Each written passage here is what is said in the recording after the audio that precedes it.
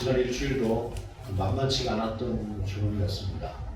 개인적으로 저는 사실 별일 없이 교회, 집 이렇게 왔다 갔다 하고 그렇게 보냈습니다만 세상에 또 여러 가지 일들이 많이 있었습니다. 특별히 어젠가요? 그저께인가요? 우리 전두환 씨의 둘째 아들이 감옥에 가 있다가 거기서 또 은혜를 받고 목회자가 되겠다라고 하는 이제 그러한 결단을 했다고 해요. 개인적으로 참 좋은 일이라고 생각합니다. 한 사람이 은혜를 받고 또 자기 자신을 하나님께 헌신하겠다라고 하는 결단을 하는 것이야 그것을 어찌 평화할 수 있겠습니까? 그런데 문제는 세상이 바뀌었거든요. 주위에서 어른되는 분들이 조용하게 그저 공부를 하고 또 조용하게 목사가 돼서 정말 하나님 앞에서 속죄하는 마음으로, 세상을 위해 속죄하는 마음으로 그렇게 살면 좋겠다라고 조언을 해주고 또 그렇게 인도를 했으면 얼마나 좋겠습니까? 근데 그러니까 제가 생각할 때 공명심 같아요. 내가 전두환의 아들을 목사를 만들었다, 도움을 줬다.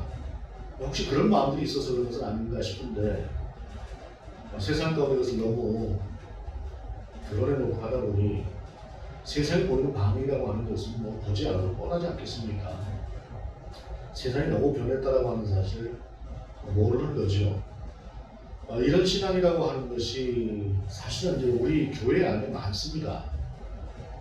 세상을 좀 바라보고 세상과 좀 교통하고 그러면서 살아야 되는데 벽을 쳐버리고 그렇게 살아간다고 하는 것이 이렇게 세상을 이해하지 못하고 세상의 편이 어떤 것인가라고 하는 것에 대해서 전혀 감을 잡지 못하는 그런 상태를 만든 것 같아요. 세상이 참 변했다라고 하는 것을 느끼게 되는 것들 중에 하나가 얼마 전에 또 LH공사 직원들이 신도시에 관해서 먼저 자기들이 정보를 가지고 선정을 하고 했다라고 하는 그런 뉴스들을 보게 됐어요. 사실 어제 오늘 이야기는 아닐 것입니다. 지나오면서 쭉 제가 어린 시절에도 저희 아버님이 강남에 개발이 된다더라, 땅 사는 좋다더라 그런 얘기를 어디서 듣고 오셨다고 하는 얘기를 들었어요. 그런데 우리 아버님은 내가 땅 팔고 온 사람인데, 고향 땅 팔고 온 사람인데 무슨 땅을 사서 이익을 보겠느냐 그런 생각을 하셨던 분이에요. 저도 한동안은 아버지가 그때 좀 땅 좀 사놓으시지 라고 하는 생각을 했었습니다. 그런데 돌아보면 그것도 일종의 검은 커넥션이에요. 잘못된 정보를 가지고 자신의 유익을 취하는 것, 이런 것들이 너무 오래된 관행처럼 우리 가운데 내려오고 있으나 그러나 그 모든 것들이 부정한 것이다 라고 하는 것을 이제 세상이 하나씩 하나씩 밝혀지는 거예요. 검은 커넥션은 더욱더 은밀하게 깊이 자기들만 아는 쪽으로 이루어지는 또 한편의 모습이 있다고 한다면, 또 한편으로는 이러한 모습들이 세상에 드러남으로 인해서 그것이 결코 정당한 것이 아니다 라고 하는 것을 세상 가운데 드러내는 그런 모습들을 보이는 그러한 세상 가운데 우리가 살고 있습니다. 오늘 본문도 사실 그와 무관치 않은 그러한 모습을 우리 가운데 보이고 있는 말씀이에요. 오늘 본문의 말씀입니다. 유대인의 유월절이 가까운지라 예수께서 예루살렘으로 올라가셨더니 라고 말씀하고 있습니다. 유대인의 유월절이다라고 오늘 본문이 말씀을 하고 있는데, 유월절이라고 하는 것을 굳이 왜 유대인의 유월절이다라고 본문이 기록을 했을까? 유월절이 되면 예수께서 예루살렘에 올라가셨다라고 하면 될 것을 굳이 앞에 유대인이라고 하는 이름을 쓴 이유가 무엇일까라고 하는 것을 보게 될 때에 가장 처음은 오늘 요한복음서를 보게 될 많은 성도들이 대부분 이방인이기 때문에 이렇게 썼다라고 할 수가 있겠지만, 그러나 그보다 더 큰 이유는 보통 복음서에서 유대인이라고 하는 이름을 쓸 때에 그 의미가 그렇게 긍정적인 의미로 쓰이지 않습니다. 부정적인 면들이 많아요. 지나치게 율법적이고 자기들 중심적이고 세상에 관해서 막 닫혀있는 그런 자기들 중심적인 어떤 신앙을 가지고 있는 모습들을 이야기할 때에 주로 유대인이라고 하는 표현을 많이 씁니다. 그러한 유대인의 유월절에 주님께서 예루살렘에 올라가셨다라고 말씀을 하고 있는데, 다른 복음서를 보게 되면 오늘 본문에 나오는 내용이 사실상 예수님의 사역의 말기에 이제 십자가를 지러 올라가시는 그때에 이 성전 청결 사건이라고 하는 이 사건이 기록이 되어 있어요. 마태도 그렇고 마가도 그렇고 누가도 그렇습니다. 그런데 또한 그 마태, 마가와 누가는 예수님의 유월절 중에서 한 번의 유월절, 그때 유월절만 기록을 하고 있지 다른 유월절을 기록하고 있지 않아요. 그런데 요한은 세 번의 유월절을 기록을 하고 있습니다. 오늘 본문에 나오는 유월절과 그 다음에 우리가 잘 알고 있는 그 4,000명을 먹이셨던 그러한 역사 뒤에 5,000명을 먹이셨던 역사인가요? 그 뒤에 일어나는 그 일들을 기록을 하시면서 그때를 또 유월절 무렵이었다라고 기록을 하고 있고, 그리고 우리가 잘 아는 것처럼 예수님의 마지막 사역이었던 그 유월절 기록을 함으로 해서 세 번의 유월절을 기록을 하고 있는데, 요한은 특별히 다른 모든 본문들이 예수님의 마지막 사역의 시기에 행하셨던 이 성전 사건이라고 하는 것을 첫 번째 유월절에 갖다 놓고 있고, 그것도 예수님의 사역 초기의 모습으로 이 사건을 기록을 하고 있는 이유가 무엇일까라고 생각을 해볼 때에, 그래서 요한복음이 가지고 있는 다른 복음서와는 다른 그러한 특징 속에서 이해를 해볼 수가 있어요. 그것은 무엇이냐면, 요한복음은 밑도 끝도 없이 처음부터 태초에 말씀이 계셨다, 그 말씀이 하나님이시다 라고 하는 말씀으로 기록을 하고 나옵니다. 본문 자체가 다른 본문들처럼 성경에서 잉태가 되었더라거나 이런 것들이 전혀 없어요.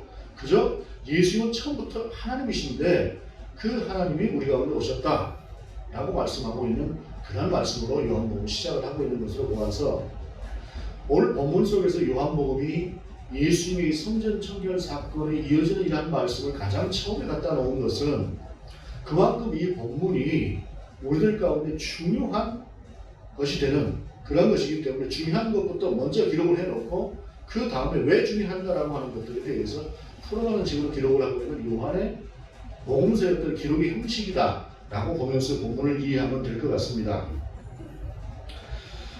그런데 오늘 본문 속에서 보게 되면은 아까 제가 이제 4,000명이라고 했는데 6장 1절 이하의 오병 이하의 이적 뒤에 그때가 6월절이었다라고 기록을 하고 있어요. 요한복음에서 보게 되면. 그러면서 오늘 본문이 성전 안에서 소와 양과 비둘기 파는 사람들과 돈 바꾸는 사람들이 앉아있는 것을 보시고 라고 그 다음에 말씀을 이어가고 있습니다.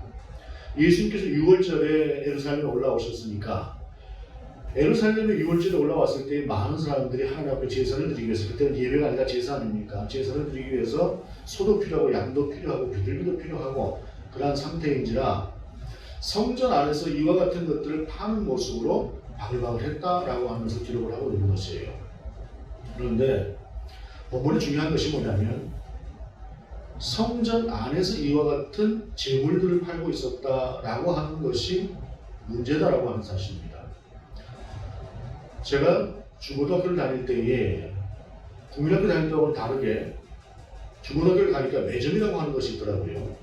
이 매점이라고 하는 것이 있어서 그 바쁜 짧은 그런 시간대에도 매점에 가서 얼른 뭔가를 하나 사 먹을 수도 있고, 그래서 매점이라고 하는 것은 참 편리하다라고 하는 그런 생각을 했어요. 어찌 보게 되면 제사를 드리는 재물을 주변에서 쉽게 살 수 있다라고 하는 것은 그런 편리함을 돕는 것이다 라고 할 수가 있어요. 그런데 문제가 무엇이냐면 그 편리함을 둔다고 할지라도 그것을 성전 밖에서 구입할 수 있도록 해야 되는 것이지 성전 안에서 그것을 구입하도록 만들었다고 하는 것이 첫 번째 문제라고 하는 사실입니다. 성전이라고 하는 곳에는 단순하게 제사만 드리는 공간이 아니라 안뜰, 바깥뜰 이런 뜰도 있어서 사람들이 왕래를 할 수 있는 공간들이 없지는 않아요. 그러나 성전 안이라고 하는 것은 이미 경건한 마음으로 하나님을 바라보고 하나님께 제사하는 그러한 마음으로 들어와서 그렇게 제사를 지내는 것이 성전의 역할이고 성전이 필요한 이유지, 그것이 단순하게 어떤 것들을 팔고 단순하게 어떤 편리함을 도모하고자 하는 공간으로 사용되는 것은 아니다라고 하는 것이 이 성전의 어떤 의미라고 할 수 있을 텐데, 거룩하게 하나님 앞에서 제사를 드리고 엄숙하게 하나님 앞에서 하나님 저의 허물을 용서해 주옵소서, 그리고 제가 드린 제사를 받아 주옵소서라고 하는 그 엄숙한 상황에 한쪽에서는 소가 울고 양이 울고, 물론 소와 양을 가지고 울긴 하겠습니다만은 그 속에서 소는 얼마고 양은 얼마고 비둘기는 얼마고 내가 지금 돈 가진 게 이거밖에 없는데 조금 깎아주면 안 되겠어? 이러한 흥정들이 서로 오고 간다고 할 때에 온전하게 하나님 앞에 올려드리는 예배가 제사가 될 것인가라고 하는 것이 문제인 것이죠. 성전 밖에서 이것을 팔았다라고 하는 것과 성전 안에서 이것을 팔았다라고 하는 것은 전혀 다른 문제가 된다라고 하는 사실입니다. 그러면서 이와 같은 것들을 보시고 우리 주님께서 분노를 하셨지요. 노꾼으로 채찍을 만드서 양이나 소를 다 성전에서 내쫓으시고 돈 바꾸는 사람들의 돈을 쏟으시며 상을 엎으시고 라고 말씀하고 있습니다. 여러분, 우리 주님이 이렇게 분노하신 적이 한 번도 없어요. 독소를 퍼부으신 적은 많이 있습니다. 바리새인과 서기관들처럼 자기 자신들이 조금만 더 생각해보고 깊이 연구해보게 되면 뻔히 알만한 것들을 오직 자기 자신들의 유익에 가져서 바라보지 못하고 그저 전에 내려오는 어떤 전통에 의해서 자기들이 편하니까 그대로만 살아가려고 하는 그들을 바라보면서는 우리 주님께서 아주 독소를 퍼부으신 적도 많아요. 알만한 사람이 왜 모르느냐라는 것이죠. 네가 조금 생각해보게 되면 그 중심에서 네가 중심이 아니라 하나님이 중심에 대해서 좀 살펴보게 되면 답이 나오는 뻔한 많은 것들을 알만한 사람들이 왜 그러고 사느냐 라고 하는 것에서 우리 주님은 분노를 표출해야 됐다고 이게 욕을 하시기도 하고 하셨던 적이 있으나 이처럼 그 분노를 상을 엎으시고 하는 것으로 보셨던 적은 사실은 없다라고 하는 것이 사실 충격적인 부분입니다. 그래서 본문에서 나오는 이 주님의 분노를 거룩한 분노다라고 이야기를 합니다. 우리의 분노와는 다른 우리 주님의 거룩한 분노다라고 하는 것이에요. 그래서 가끔가다 보게 되면 이 거룩한 분노라고 하는 것을 좀 오용하는 사람들도 없지 않습니다. 내가 지금 이 잘못된 것들을 보고 분노하는 것은 거룩한 분노다. 우리 주님도 그러지 않았느냐? 라고 하는데 그 말이 한편은 맞지만 굉장히 조심해야 되는 말이죠. 왜냐하면 우리 주님은 모든 것을 다 꿰뚫어 보시는 분이 우리 주님이세요. 그런데 우리는 우리의 시야라고 하는 것이 한계에 있어서 어느 한쪽만 바라보게 되면은 전혀 다른 쪽 답밖에 안 보이는 그러한 한계를 가진 인생이다라고 하는 사실입니다. 교회도 마찬가지입니다. 교회라고 하는 것이 어떤 분들 같으면 교회는 이래야 되지 않습니까? 라고 이야기를 할 때에 교회는 그래야 된다라고 하는 말이 맞아요. 그런데 문제는 교회 안에 그렇지 못한 일들이 참 많다라고 하는 사실입니다. 예를 들자면 전두환 씨의 둘째 아들이 신학을 하고 목회자가 되겠다고 하니까 그것을 보고 박수를 치면서 이건 세상 가운데 알려야 됩니다 라고 하는 그런 분들도 한쪽에 있고 또 어느 한편에서 그것을 보게 되면 세상이 지금 어떤 세상인데 그러고 있습니까? 라고 하는 사람들도 있고 각자 자기 보기에는 그게 옳아요.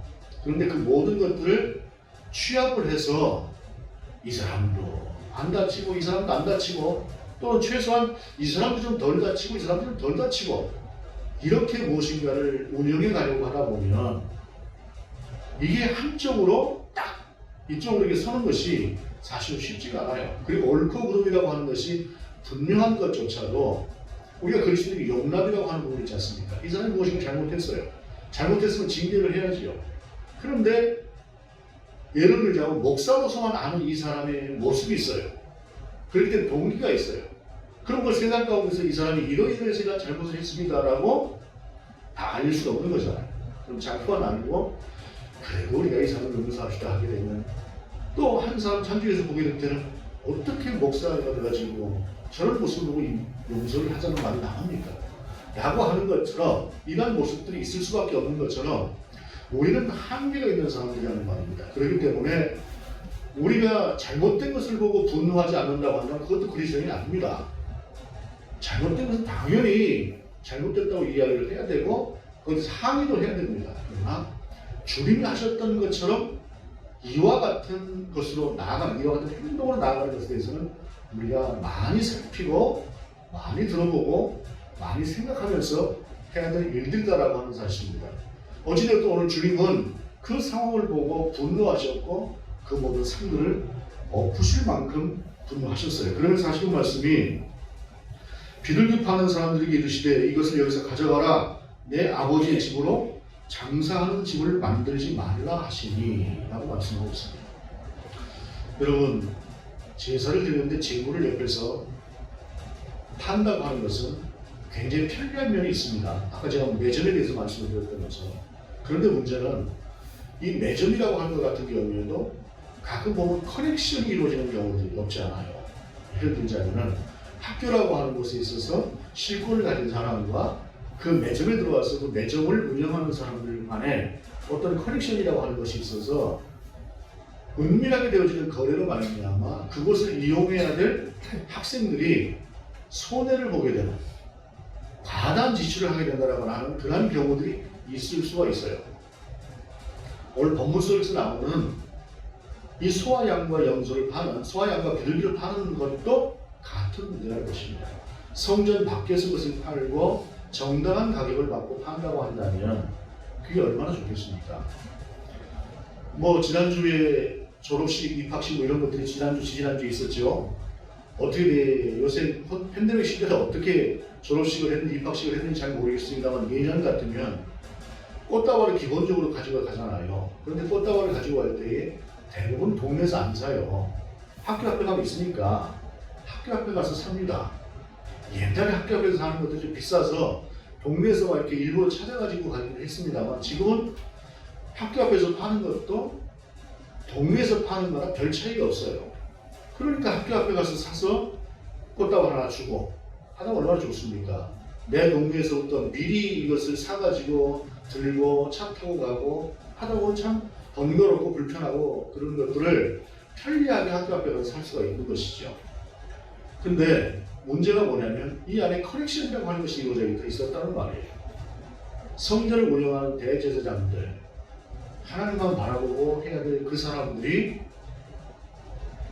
여기 있는 물건 아니면 앞으로 못 들어오게 해라. 제사를 못 드리게 해라.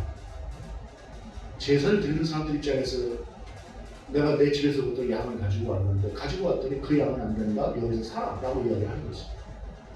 이런 문제가 생기고 거기서 나아가서 집에서는 가지고는 밖에서 예를 들어서 양을 한 마리 사게 되면 이만한 가격쯤에 살 수가 있는데 성전 안에 들어와서 사게 되면 홍리를 취하는 것으로 인해서 부당한 자금을 내야 되는 이러한 상황이 이루어지게 되면서 이것이 문제가 되었다는 것입니다. 장사꾼의 소굴이 되어버리는 그런 일이 되었다는 것이죠. 여러분, 세상에 재정이라고 하는 것이 없이 운영될 수 있는 공동체나 개인도 그렇습니다. 그런 사람은 존재하지 않습니다. 누가 예를 들어서 돈이 없이 살 수가 있을까요? 교회도 마찬가지죠. 근데 문제는 우리가 교회에 우리가 돈을 드리지만 그것을 내가 교회에다 돈을 냈다고 이야기하는 사람은 아무도 없습니다. 헌금을 드렸다고 이야기를 합니다. 왜입니까? 이것은 구별되게 하나님 앞에서 드리는 것이기 때문에 그렇습니다. 똑같은 것이라고 할지라도 적어도 교회에서 우리가 예배를 드리면서 제사를 드리면서 하나님 앞에 무엇인가를 드린다고 할 때에 그것은 가벼운 것으로 드리는 것이 아니라 하나님이 받으시는 것이기 때문에 우리가 겸비한 자세로 드려야 되는 것이에요. 그런데 여기에 이권이라고 하는 것이 들어오면서 사람이 변하기 시작을 하는데 여러분, 모든 세상의 사람들의 부패라고 하는 것이 이와 무관치 않습니다. 돈이라고 하는 것이 들어오기 시작하면서 나에게 이익이라고 하는 것이 들어오기 시작하면서 사람들은 점점 더 본질이라고 하는 것보다 부가적인 것에 관심을 갖게 되고 그 부가적인 것의 이익을 따라가게 되어 있습니다. 그래서 재물은 한편으로 재물이 많은 것은 분명히 하나님의 축복이지만 또 한편으로 그것은 잘못 사용하면 저주가 될 수 있다고 하는 것이 이 재물이 가지고 있는 양면입니다. 참 어려운 일입니다만은 많은 사람들이 여기에 함몰되어져 가는 것들을 봅니다. 처음에 성전에서 재물을 팔기 시작한 것, 매매하기 시작한 것이 나쁜 뜻으로만 했겠습니까? 좋은 뜻에서 시작을 했겠죠. 그런데 시간이 지나가면서 거기에서 조금씩 이익을 남기기 시작을 하고 부정한 방법이라고 하는 것이 들어가면서 나중에는 오히려 제사가 본질이 아닌 장사가 본질인 상태로 넘어가 버리는 그런 우를 보호하는 상태가 되어버렸다고 하는 사실입니다. 교회도 잘못하면 이와 같을 수 있습니다. 개인도 잘못하면 이와 같을 수 있습니다. 그래서 우리는 늘 하나님 앞에서 겸비한 모습을 가져야 된다라고 하는 사실이죠. 그리고 이렇게 주님께서 행하셨을 때에 이것을 바라보고 있었던 사람들의 평이 어떻습니까? 제자들이 성경 말씀에 주의를 사모하는 열심히 나를 삼키리라 하는 것을 기억하더라라고 하면서 시편에 있는 말씀을 통해서 주님께서 그 시편에 있는 말씀처럼 이와 같은 일을 행하셨구나 라고 제자들은 그렇게 생각을 했고, 이것을 바라보고 있던 유대인들은 뭐라고 이야기를 합니까? 18절, 이에 유대인들이 대답하여 예수께 말하기를 내가 이런 일을 행하니 무슨 표적을 우리에게 보이겠느냐 라고 말하고 있습니다. 제자들이 시편에 있는 말씀을 인용한 것은 예수님이 메시아이기 때문에 이런 일을 행하셨다라고 하는 것을 이야기하는 것이고, 유대인들도 네가 무엇인데 이런 일을 행하냐라고 하는 것도, 표징을 보이라고 하는 것도 네가 지금 메시아라고 이런 일을 행하는 거 아니냐, 메시아의 자격으로 이런 것을 하는 거 아니냐, 그러니 우리 가운데 네가 메시아라고 하는 표징을 보여라 라고 이야기하는 것이 지금 유대인들의 말이다라고 하는 사실입니다. 그러면 여러분 생각을 해보십시다. 이 사람들이 표적을 찾는 것이 과연 지금 정당한 것일까라는 것입니다. 다른 본문에도 상당히 많은 곳에서 표적을 요구하는 그러한 유대인들의 모습을 볼 수가 있습니다. 예를 들자면 마가복음 8장에서 4,000명을 먹이신 이후의 말씀입니다. 바리새인들이 나와서 예수를 힐난하여 그를 시험하여 하늘로부터 오는 표적을 구하거늘 예수께서 마음속으로 깊이 탄식하시며 이르시되 어찌하여 이 세대가 표적을 구하느냐, 내가 진실로 너에게 이르노니 이 세대에게 표적을 주지 아니하리라 하시고 4,000명을 먹이셨습니다. 이 일이라고 하는 것이 보통의 능력을 할 수 있는 일입니까? 이 어마어마하고 엄청난 일을 우리 주님께서 행하셨는데 그것을 보고 와서도 예수님께 표적을 구하는 것이에요. 이 사람들이 표적을 구하는 것은 표적을 구하겠다, 당신이 메시아가 확인하겠다라고 하는 확인의 절차가 아니라 시비의 시비를 위한 그러한 그들의 공격에 불과하다라고 하는 사실입니다. 네가 무슨 권리 이런 일을 행하느냐, 우리에게 표적을 보여라 라고 하는 것도 나는 나의 이익을 절대로 내려놓지 못하겠다. 그러니 네가 하고 표적을 보여봐. 나는 거기에 시비의 시비로 너에게 대답하겠다 라고 하는 이 사람들의 생각이 그대로 들어있는 것이 이 말씀이다 라고 하는 것입니다. 그들이 조금만 정상적인 사람이었다고 한다면 예수님께서 행하신 이것을 보고 분노했겠지요. 자기들이 쭉 해오던 것들을 이렇게 뒤집어 엎으시는데 그걸 보고 화가 안 난다고 한다면 그것도 비정상일 것입니다. 그러나 내 아버지의 기도하는 집을 장사꾼의 소굴로 만들었다라고 한다면 비록 그것이 듣기 싫고 듣기 힘든 말이라고 할지라도 한번 생각을 해봐야 되는 것이죠. 예를 들자면 자녀를 키울 때 그렇습니다. 무엇인가 아이들에게 지시를 했을 때에 아이들이 아빠, 엄마 그게 아닌데요? 라고 하면서 이의를 제기를 하는 경우가 있어요. 근데 순간 가만히 생각해보면 아이의 말이 맞는 경우들이 종종 있습니다. 그런데 이런 경우에 보통 부모들이 바로 수용을 못하죠. 엄마가 하라면 해, 아빠가 하라면 해 하고 일단 엄마 아빠의 권위로 아이들을 누르긴 합니다. 그런데 조금 생각이 있는 부모라면 조금 있다가 이걸 생각해보고 아이의 말이 맞았잖아요. 그럼 그 아이도 생각이 있을 거 아닙니까? 그러면 이것을 어떻게 돌려서라도 아까 네 말이 맞았어 라고 하는 것을 이야기를 해주고 내가 실수했다라고 하는 것을 이야기를 합니다. 이게 정상입니다. 근데 그들 그렇게 생각하는 사람들이 없었던 것이에요. 왜 그랬을까요? 그들 속에는 철저하게 자기 자신들의 유익만이, 자기 자신의 이익만이 그들 가운데 필요했다라고 하는 사실입니다.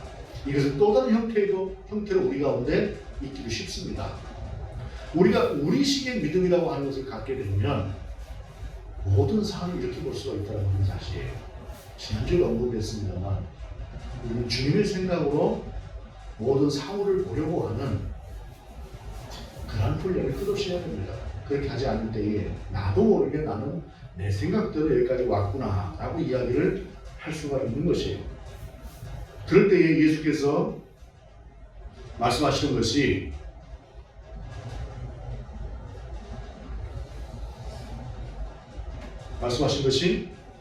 그 표적을 보이지 않는 그러한 모습을 보면서 예수님이 이렇게 말씀하시죠. 이 성전을 홀라 내가 사흘 만에 다시 이 성전을 일으켜 세우겠다 라고 우리 주님이 말씀을 하시지 않습니까? 듣고 있었던 사람들이 기가 막혔겠지요.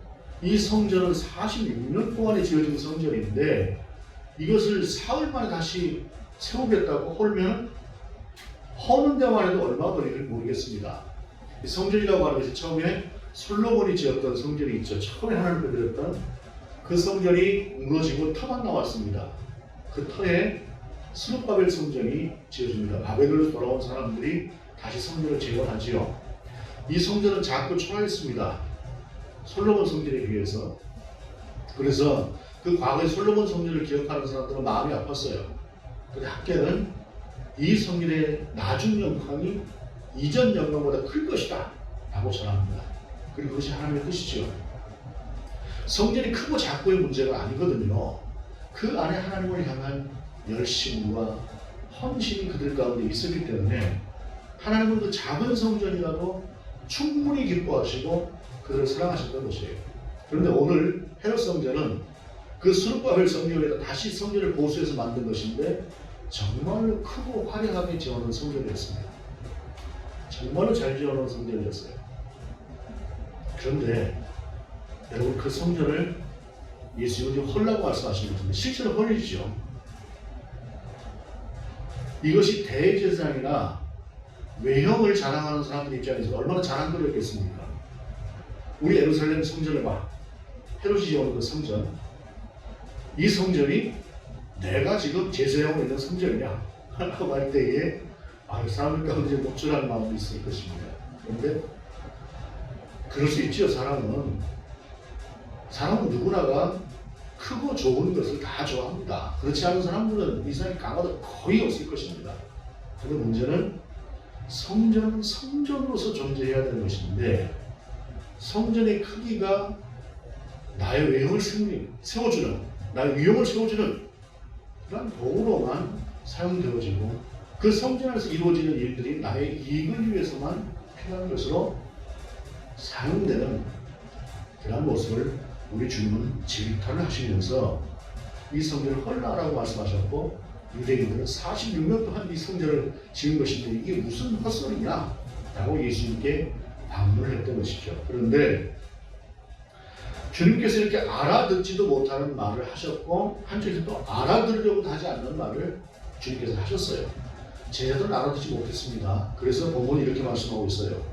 그러나 예수는 성전된 자기 육체를 가리켜 말씀하신 것이라. 죽은 자 가운데 살아나신 후에야 제자들이 이 말씀하신 것을 기억하고 성경과 예수께서 하신 말씀을 믿었더라 라고 말씀하고 있어요. 제자들도 몰랐어요. 그런데 똑같이 몰랐던 제자들은 나중에 알게 됩니다. 그런데 알아들을 만한 사람들, 자기들이 생각하면은 충분히 메시아라고 하는 것을 확인했을 만한 사람들은 그 뒤로도 영원히 알아듣지 못했다라고 하는 사실입니다. 우리가 비록 좀 미련하고 또 하나님의 뜻과는 좀 다르게 살아가는 그런 삶을 보이는 사람들이기도 합니다. 그러나 우리는 분명히 그래도 우리가 하나님 중심으로 살아가겠습니다. 우리가 그리스도인입니다 라고 하는 고백을 하면서 사는 사람들입니다. 그렇게 우리는 이 제자들에게 소망이 있는 것처럼 우리도 그런 소망이 있는 사람들이죠. 그리고 우리 삶의 자세는 그와 같은 것일 것입니다. 그리고 주님은 겉으로 그렇게 외형적으로 보이는 그 아름답고 크고 화려한 그 성전 대신에 당신이 십자가 달려서 돌아가심으로 말미암아 그리고 부활하심으로 말미암아 당신이 그 온전치 못한 성전이 아닌 온전한 성전으로 우리 가운데 나타내셨습니다. 그리고 그분이 우리와 함께 하시고 그분이 우리 안에 계시면서 온전한 성전을 담고 살아가는 우리도 역시 하나의 성전으로 이 땅을 살아갈 수 있도록 하셨던 것이죠.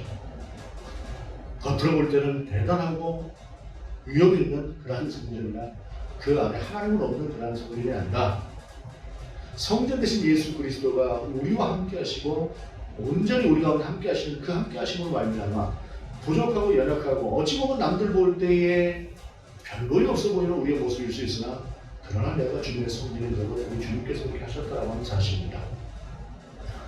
본문을 보면서 그런 모습을 보였던 유대인들은 왜 그랬을까? 마음이 채워지지 않는 것이죠. 하나님으로 채워지지 않는 것이에요. 그들은 하나님과의 교감도 힘들고 하나님께 나아가려고 하는 자세도 되어 있지 않고 그러다 보니 눈에 보이는 것으로 채워지기를 원하고 눈에 보이는 것만 믿으려고 했던 것이죠. 그러다 보니 그들은 직분은 유대 사회에 있어서 종교 지도자로서 최고의 지위에 있었을지도 모르나 그러나 그들의 믿음은 하나님과는 전혀 다른 성전과는 다른 그런 모습을 보였습니다. 여러분 우리는 분명히 우리 주님 우리와 함께하는 사람들이죠. 주님이 우리 안에 계시고 내가 주님 안에 있지 않습니까? 우리는 그런 성전이지요. 남들은 우리를 어떻게 볼지 모르겠습니다. 그러나 우리는 주님이 함께하는 사람들입니다. 필요하시는 주님은 정말로 필요하시는 주님은 우리 가운데 더 크고 놀라운 일도 행하실 것입니다. 우리가 비록 작고 연약할지라도 오늘 본문의 말씀을 통해서 우리 주님은 그렇게 성전이 되시려고 이 땅 가운데 오셨고 그렇게 성전이 되어서 저와 여러분 가운데 함께 하신다라고 하는 그 사실을 우리가 전하고 있는 것입니다. 그리고 그것이 그만큼 귀하고 본질의 문제라고 하는 것을 본문 우리 가운데 전하고 계신 것입니다. 작은 성전이 있고 큰 성전이 있을 수 있고 크고 화려하고 아름다운 성전이 있을 수 있고 작은 초가와 같은 그런 성전이 있을 수 있으나 중요한 것은 성전은 주님이 하나님이 거하시는 곳이다 라고 하는 것이고 그것이 가장 본질의 문제다라고 하는 사실입니다. 그러기 위해서 저와 여러분과 함께 하시는 주 예수 그리스도가 하나님 은혜가 성령 교통이 더 커질 수 있는 그러한 교회로 저와 여러분이 세워져가는 그러한 삶이 될 수 있고 특별히 그러한 사수들이 될 수 있기를 원합니다. 기도하시겠습니다. 주님, 우리가 부족할지언정 주님이 중심이 되시고 주님이 성전 되시고 말미암아 우리를 인도해 가시고 우리는 그런 주님을 따라갈 수 있는 주님과 우리가 하나 되는 그런 온전한 성전으로 지어져를 될 수 있도록 인도하여 주옵소서. 주 예수 그리스도 이름으로 기도드립니다. 아멘.